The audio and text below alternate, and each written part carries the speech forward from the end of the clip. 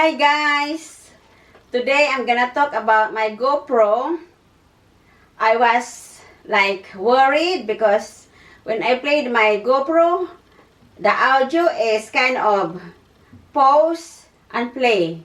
Then it is breaking guys, the audio, so it will pause and play. So now I was playing it to my Windows 10 software in my computer, and that is the part that is breaking. The audio is breaking. So what I do to fix it is I'll show you. Okay, so let's go to my computer and I'll show you how to fix the breaking audio of the GoPro Hero 9. Let's go. Guys, this file is from mini SD card from my GoPro. Let's click that. GoPro. And when I click it from the mini SD card from GoPro, it has a breaking audio. So let's play this.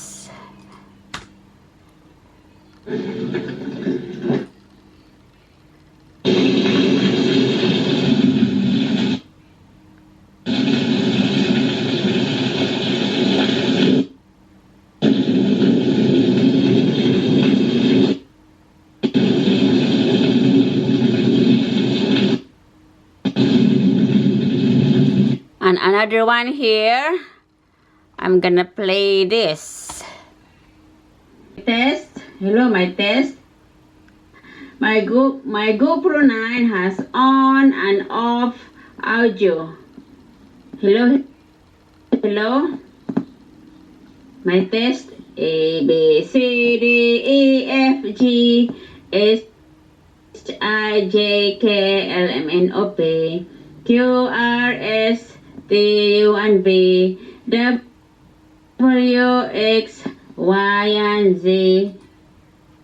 See, it has a pause and play audio. It's breaking, guys. And then when I transfer this file into my hard drive, this is my hard drive, guys. I transfer it here. Okay, so this one I already transferred it, so let's play this.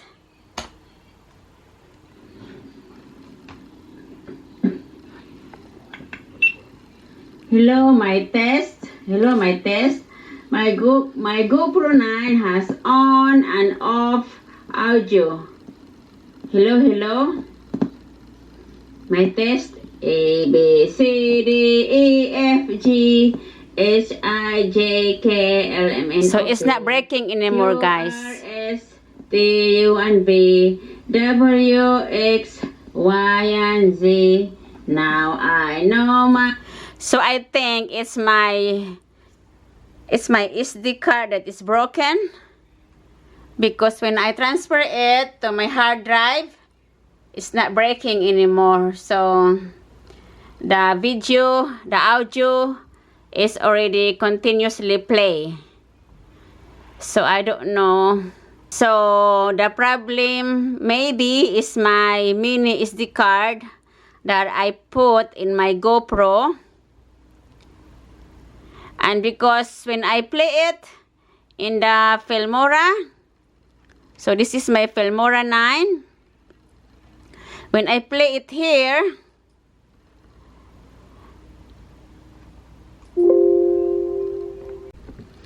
and this one, guys, when I play it in my Filmora 9, I use Filmora 9 editing software. See, I have to put that here.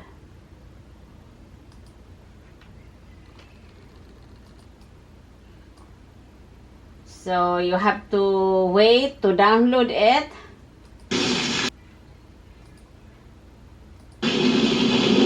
So guys, So now guys, I play it in my Filmora 9 software editor.